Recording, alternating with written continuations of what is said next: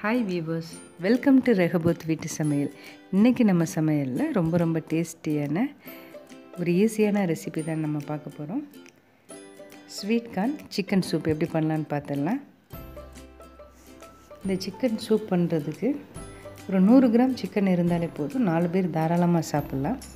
இப்போ ஒரு குக்கரில் ஒரு 2 ஸ்பூன் ஆயில் ஊற்றிட்டு ஒரு 1 ஸ்பூன் போல் இஞ்சி பூண்டு பேஸ்ட் போட்டுட்டு நம்ம அந்த சிக்கனை வேக வச்சிடணும்.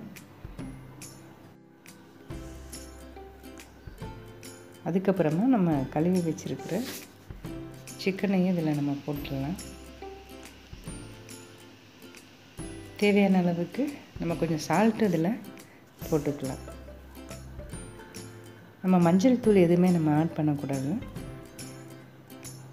அதுக்கப்புறமா கொஞ்சமாக பெப்பர் கொஞ்சம் போட்டுக்கலாம். 1 ஸ்பூன் போல் பெப்பர். உங்களுக்கு கொஞ்சம் பெப்பர் கூட போடணும் அப்படின்னு நினச்சா கூட கொஞ்சம் கூட போட்டுக்கலாம். அதுக்கப்புறமா இந்த ஸ்வீட் கார்னையும் நம்ம இதோடு கூட சேர்த்து நம்ம நல்லா பாயில் பண்ணிடலாம். அப்படிங்கிறப்ப இந்த ஸ்வீட் கார்னும் நம்மளுக்கு நல்ல சாஃப்டாக வெந்துடும். சின்ன பிள்ளைகளுக்கு சாப்பிட்றதுக்கு ரொம்ப ஈஸியாகவும் இருக்கும். தேவையான அளவுக்கு கொஞ்சம் தண்ணி விட்டுட்டு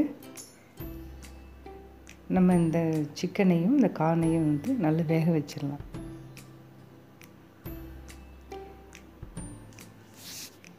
இப்போ இந்த சிக்கனும் கார்னும் வந்துருச்சு. சிக்கன் நல்லா வேக வச்சிடணும், அப்போ தான் நல்ல ஒரு டேஸ்ட் இருக்கும். இப்போ நம்ம ஒரு பேன் எடுத்துகிட்டு அதில் 1 ஸ்பூன் போல் பட்டர் ஆட் பண்ணிக்கலாம். பட்ரு மெல்ட் ஆனதும் நம்ம பாயில் பண்ணி வச்சுருக்கிற இந்த சிக்கனையும் கார்னையும் சும்மா ஃப்ரை பண்ணிக்கலாம். இந்த பட்ரு போடுறதுனால இதுக்கு ஒரு ஃப்ளேவர் கிடைக்கும், அதனால தான் நம்ம பட்ரு யூஸ் பண்ணோம். அதுக்கப்புறமா நம்ம அந்த பாயில் பண்ணோம் பார்த்திங்களா சிக்கன் கார்னு, அந்த தண்ணியையும் இதில் ஆட் பண்ணிடலாம்.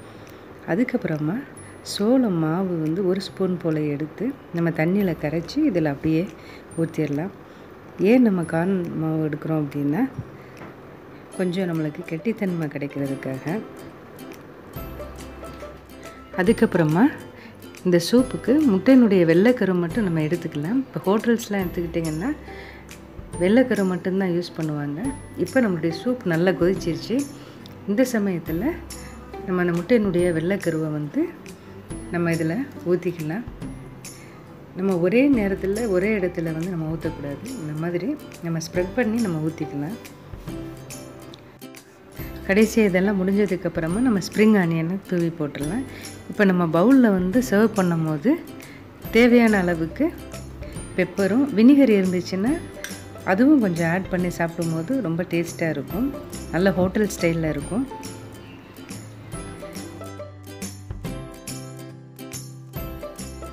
தினம் ஒரு வார்த்தையிலிருந்து, உன் மனைவி உன் வீட்டோரங்களில் கனிதரும் திராட்சை கொடியை போல் இருப்பாள். உன் பிள்ளைகள் உன் பந்தியை சுற்றிலும் ஒலிவ மர கன்றுகளைப் போல் இருப்பார்கள். உங்கள் எல்லோருக்குமே எங்களுடைய விஷஸ் நாங்கள் தெரிவிச்சுக்கிறோம். ஹாப்பி ஃபேமிலி டே.